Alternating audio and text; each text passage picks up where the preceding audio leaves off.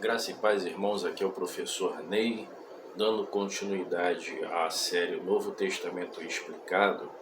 Hoje eu vou falar sobre o capítulo 4 do Evangelho de Mateus. O Evangelho de Mateus, são 25 versículos, certo? E ele aborda os seguintes temas. Eu vou falar aqui, a tentação do Senhor Jesus, dos versículos 1 ao versículo 11. Você tem Jesus volta para a Galiléia e inicia seu ministério de pregação, certo? Versículos 12 ao 17. A vocação, ou seja, o chamado de alguns discípulos, dos versículos 18 ao versículo 22.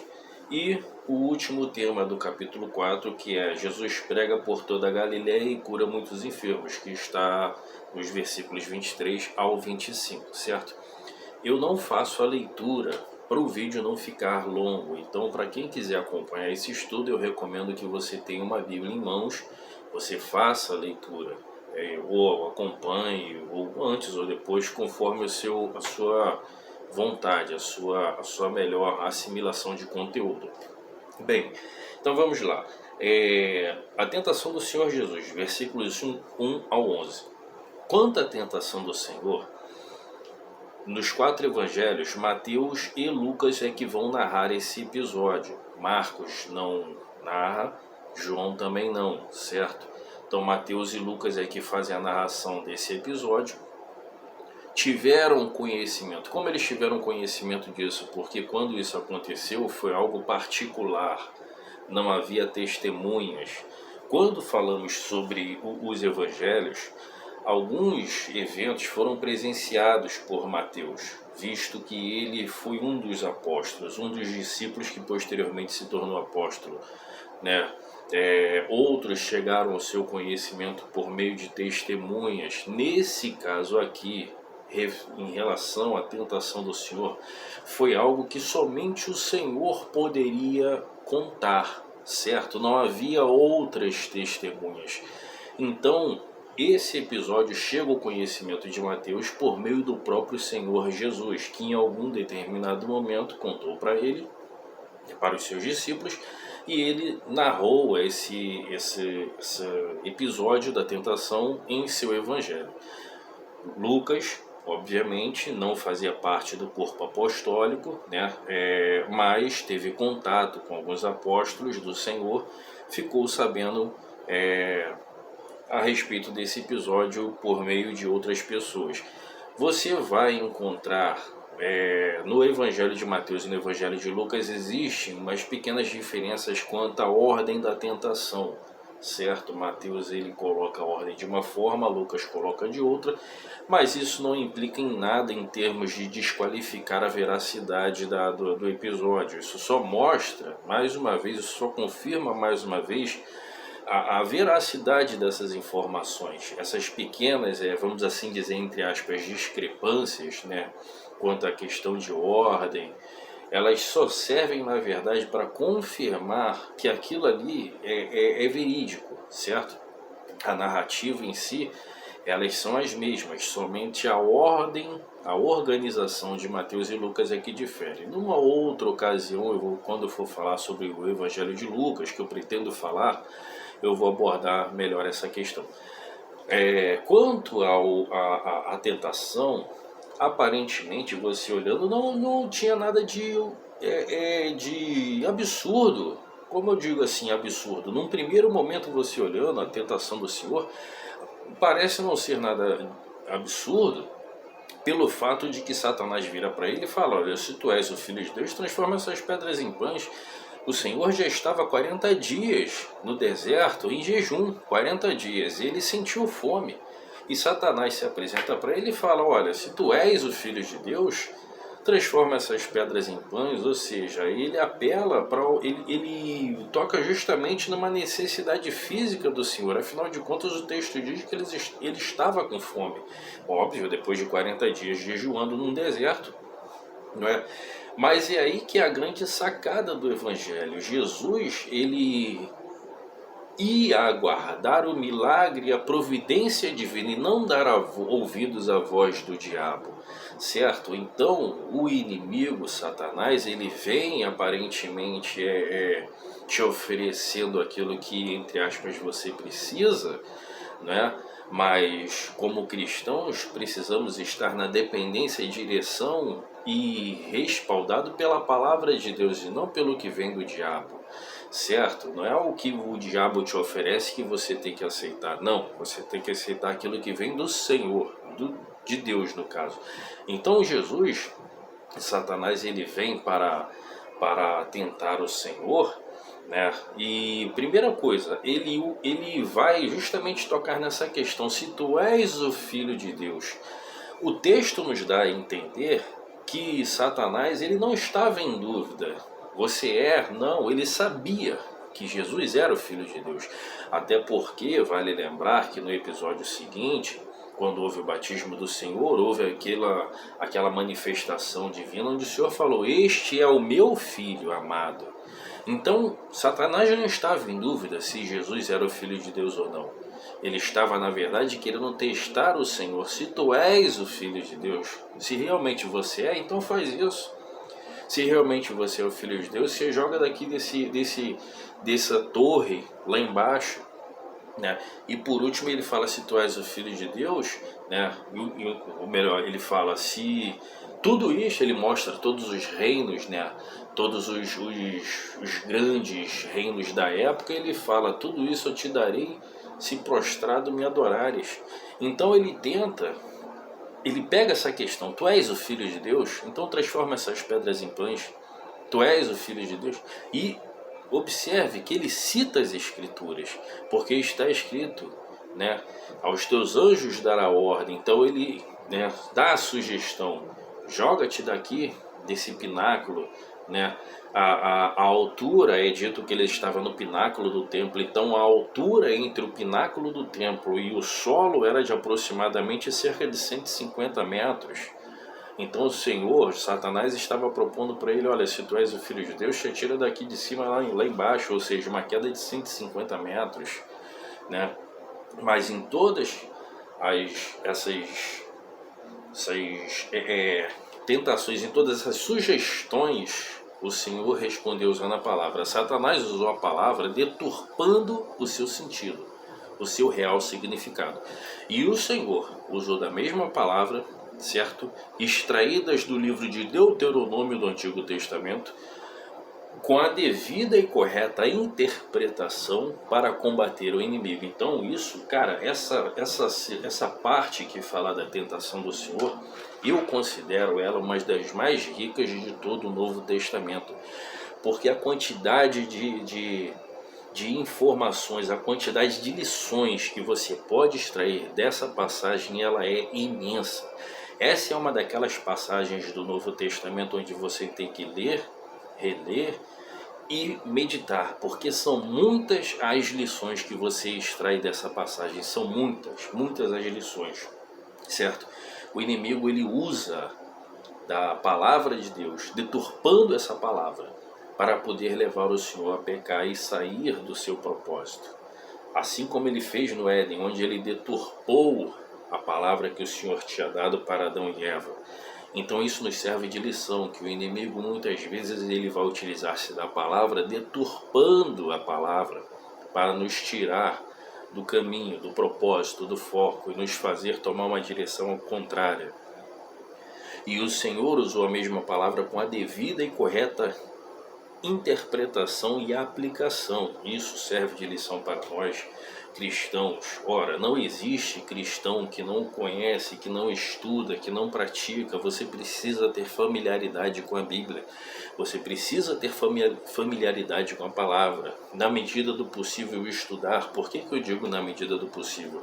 Porque algumas pessoas vão conseguir fazer um seminário. Algumas pessoas vão ter acesso a Bíblias de estudo. Algumas pessoas vão ter acesso a comentários, a livros, dicionários.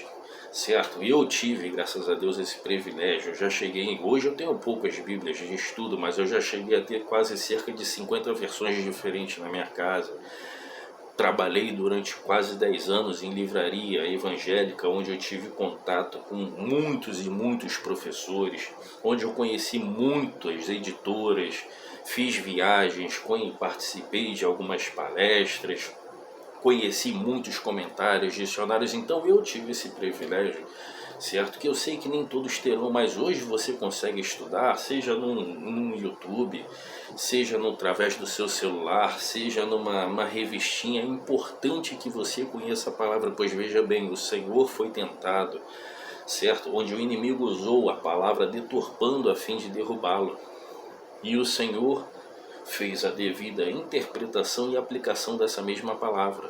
E uma coisa também que deve ser observada é que após o episódio da tentação é dito pelo evangelista Mateus, e eu me recordo que desde a primeira vez que eu li isso me chamou a atenção, o fato de que Satanás é dito que ele deixou até o momento oportuno, ou seja, encerrada aquela tentação, ele não abandonou de vez o Senhor, ele continuou tentando em outros episódios, conforme Mateus diz, inclusive usando uma pessoa que fazia parte do círculo íntimo do Senhor. Um dos episódios onde o inimigo tenta o Senhor para que ele saia do seu propósito é justamente quando ele vai lá, quando o Senhor Jesus ele descreve que ele passaria pelo martírio da cruz, e o inimigo Satanás usa Pedro para dizer que ele não fizesse, para propor que ele não fizesse aquilo. E Jesus fala: para trás de mim, Satanás, pois tu não entende das coisas de Deus.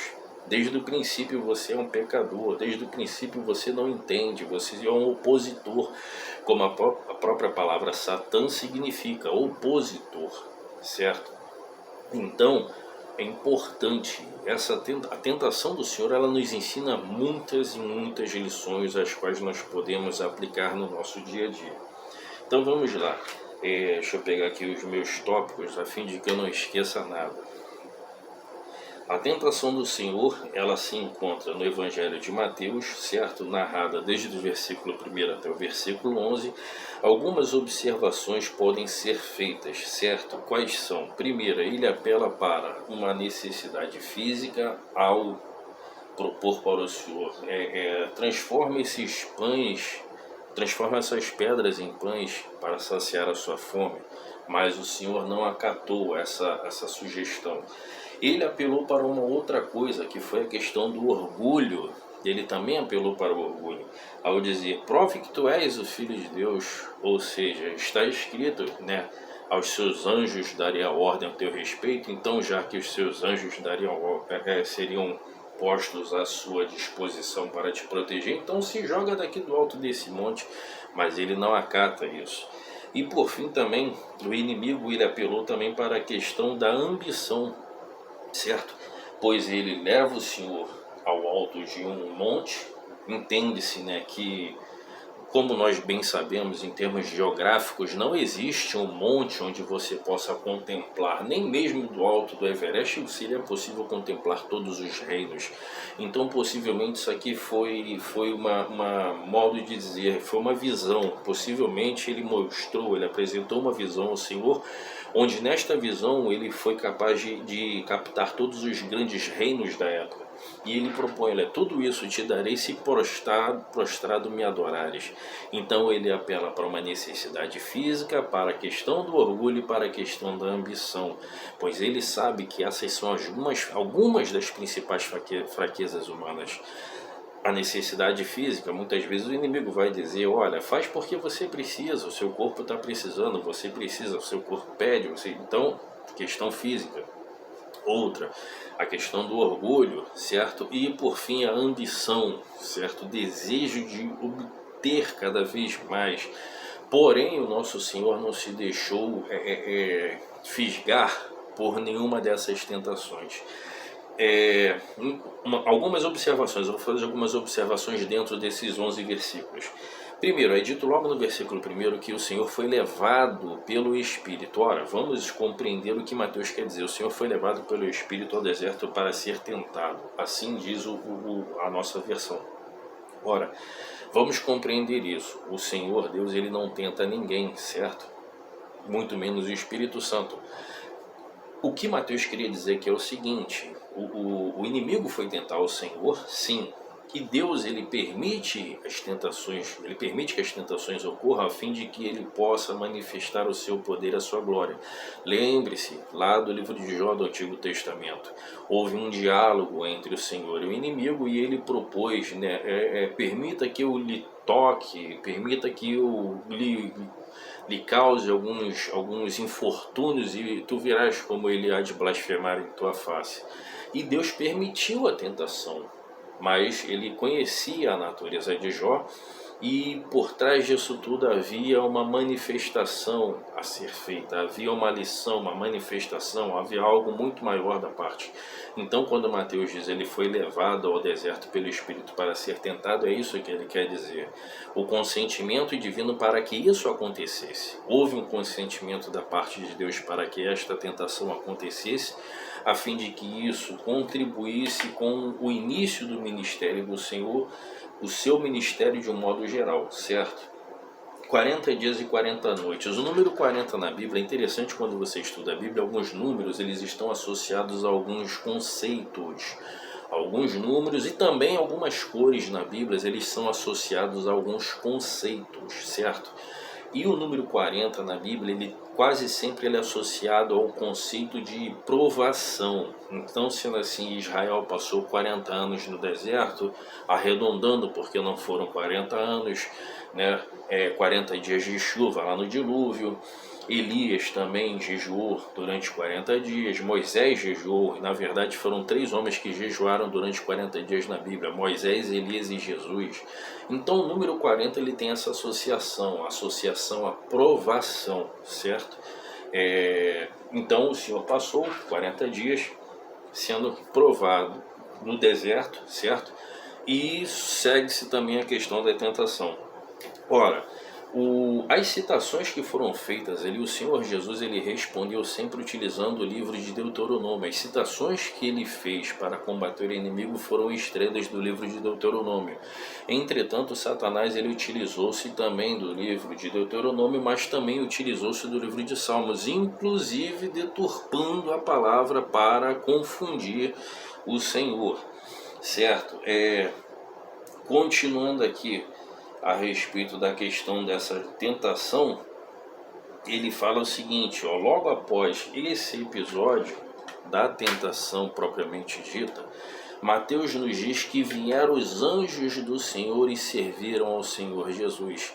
Então observe bem, mais uma lição que nós podemos extrair: fique firme no teu propósito, assim como o Senhor ficou, porque logo é quase que vamos assim dizer, um padrão, depois de uma grande tentação quase sempre vem uma grande bênção, certo? Pegou aí, você observe que no livro de Jó ele passa por todo aquele período probatório, né? Ele passa por toda aquela turbulência que você provavelmente deve conhecer, e depois de passar daquele período e Jó mantendo-se firme em sua fé, em sua crença, ele vem uma grande bênção, a bênção da restauração de tudo que ele antes tinha, mas mais do que isso, vem a bênção da manifestação de Deus em sua vida.